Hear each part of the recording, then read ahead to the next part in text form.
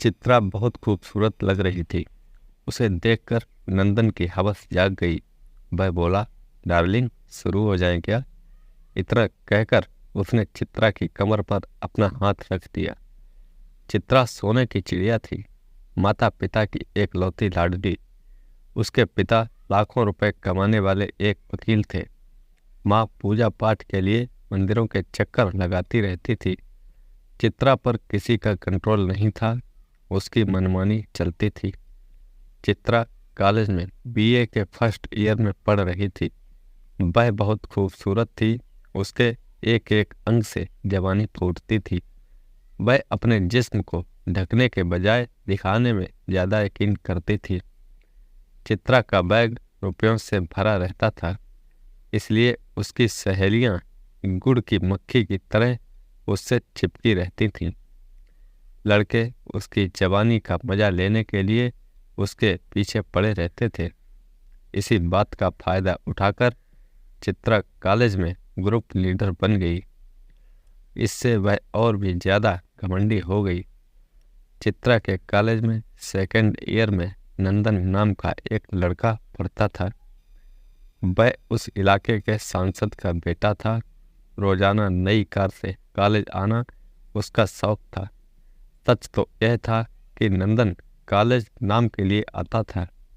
लड़कियों को अपने इश्क के जाल में फंसाकर उनसे मन बहलाना उसका शौक था। वह एक नंबर का जुआरी था। शराब पीना उसका रोजमर्रा का काम था। एक दिन नंदन की नज़र चित्रा पर पड़ी। दरअसल उसने कॉलेज के इलेक्शन में हिस्सा लिया था। चित्रा भी उन्हीं के ग्रुप में शामिल थी। दोनों ने खूब प्रचार किया।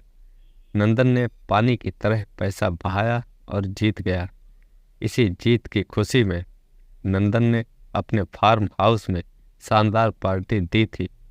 चित्रा और उसके दोस्त भी वहां पहुंच गए थे। रात भर शराब पार्टी चली। सबने खूब मौज मस्ती की।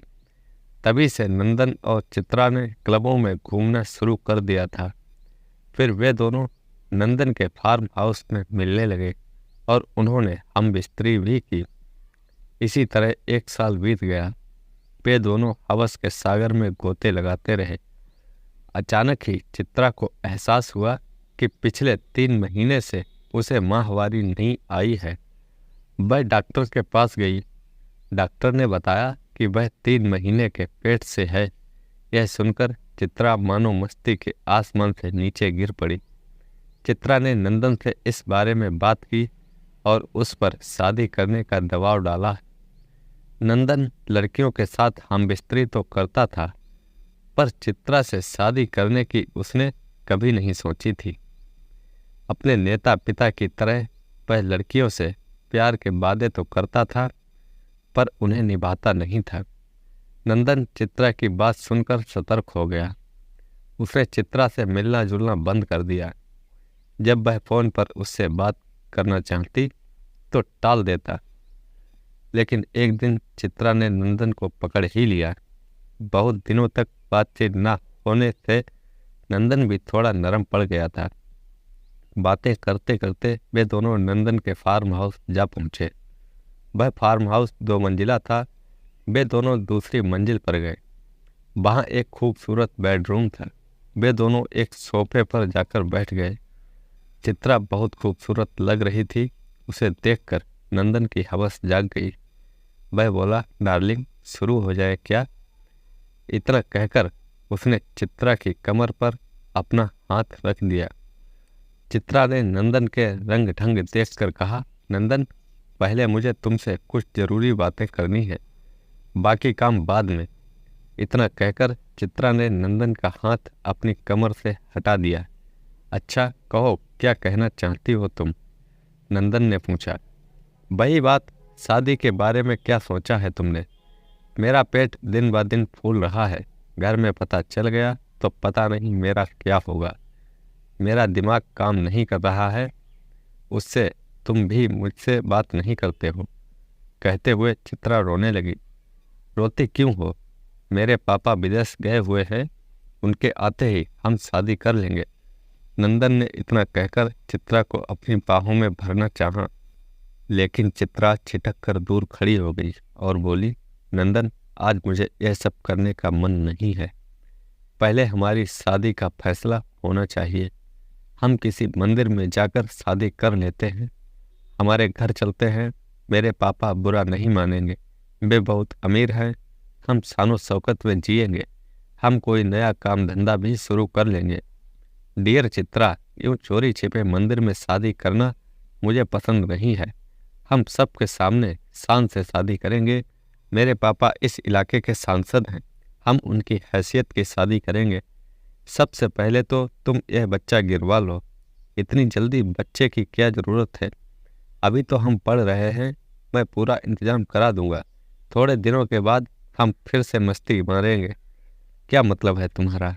यह सुनकर चित्रा ने गुस्से में पूछा। मतलब यह है कि अभी से शादी और बच्चे की बातें क्यों? अभी तो हमारे मस्ती के दिन हैं। नंदन, शादी करने के बाद हम खुलेआम मस्ती करेंगे, लेकिन अभी मुझे शादी नहीं करनी है। क्यों? चित्रा ने जोर देकर सख्ती से पूछा। सच कहूँ तो मेरे पापा ने अपने एक सांसद दोस्त की बेटी से मेरी शादी तय कर रखी है। यह तुम क्या कह रहे हो? इतने दिनों तक मेरे तन के साथ खेलकर अब तुम दूर जाना चाहते हो? नहीं, हम पहले की तरह प्यार करते रहेंगे, पर शादी नहीं। वैसे भी मैं अकेला कसूरवार नहीं हूँ। तुम भी तो मेरा जिस्म पाना चाहती थी। हमने एक दूसरे की ज़रूरत पूरी की, लेकिन अब तुम नहीं चाहती तो मैं अपने रास्ते और तुम अपने रास्ते। नंदन ने दो टूक कह दिया। दिखा दी ना अपनी औकात, लेकिन मैं दूसरी लड़कियों की तरह नहीं हूँ। हमारी शादी तो होकर ही रहेगी। नहीं तो क्या? चुपचाप यहाँ से चली जाओ। तुम्हारी कुछ अश्लील वीडियो क्लिप मेरे पास है। मैं उनको मोबाइल फ़ोन पर अपलोड कर दूंगा और अपने दोस्तों में भेज दूंगा। तुम्हारी इज्जत को सरेआम नीलाम कर दूंगा। तो यह है तुम्हारा असली चेहरा? लड़कियों को फूलों की तरह मसलना तुम्हारा शौक है। लेकिन अगर तुम मेरे पेट में पल रहे बच्चे के बाप नहीं बने तो मैं तुम्हारी जिंदगी बेहाल कर दूंगी। इतना कहकर चित्रा ने अपने बैग से एक लिफाफा निकाला और नंदन के मुंह पर फेंक दिया। यह सब क्या ड्रामा है? नंदन ने बौखलाहट में पूछा। खुद देख लो, चित्रा बोली। नंदन ने लिफाफा खोला तो उसमें से निकलकर कुछ तस्वीरें जमीन पर जा गिरीं। उन तस्वीरों में नंदन और चित्रा हवस का खेल खेल रहे थे। नंदन गुस्से से भर उठा और चिल्लाते हुए बोला, ये तस्वीरें तुम्हारे पास कहाँ से आईं? चिल्लाओ मत, अकेले तुम ही साथिर नहीं हो। अगर तुम मेरी बेहुदा वीडियो क्लिप बना सकते हो तो मैं भी तुम्हारी ऐसी ही तस्वीरें खींच सकती हूँ। यह सुनकर नंदन भड़क गया और चिल्लाते हुए बोला, बाजारू लड़की, मैं तुम्हारा रेप करके यही बगीचे में जिंदा गाड़ दूंगा। कहकर उसने चित्रा को पकड़ना चाहा। चित्रा उसकी पकड़ में नहीं आई और गरजी, अक्ल से काम लो और मेरे साथ शादी कर लो, नहीं तो मैं तुम्हारी जिंदगी बर्बाद कर दूंगी। तुम्हारे पापा भी तुम्हें बचा नहीं पाएंगे। मुझे ऐसी वैसी मत समझना। मैं एक वकील की बेटी हूँ। वकील की बेटी हो तो तुम मेरा क्या कर लोगी? मैं अभी तुम्हारा गला दबाकर इस कहानी को यहीं खत्म कर देता हूँ। इतना कहकर नंदन चित्रा पर झपट पड़ा, लेकिन चित्रा तेजी से खिड़की के पास चली गई और बोली, जरा यहाँ से नीचे तो देखना। झल्लाया नंदन खिड़की के पास गया और बाहर झांका। नीचे मेन गेट पर पुलिस की गाड़ी खड़ी थी। एक सब इंस्पेक्टर अपने 4 सिपाहियों के साथ ऊपर ही देख रहा था। देख लिया, अगर मुझ पर हाथ डाला तो तुम भी नहीं बचोगे। मैं यहाँ आने से पहले ही सारा इंतजाम करके आई थी। अब तुम ज़्यादा मत सोचो और जल्दी से मेरे साथ शादी के दफ्तर में पहुँचो। मेरे पापा वहीं पर तुम्हारा बेसब्री से इंतजार कर रहे हैं। इतना कहकर चित्रा अपना बैग और वे तस्वीरें लेकर बाहर चली गई। नंदन भीगी बिल्ली बना चित्रा के साथ शादी के दफ्तर पहुंच गया। तो दोस्तों, कैसी लगी ये कहानी? लाइक करें, कमेंट में बताएं और चैनल को सब्सक्राइब करना ना भूलें।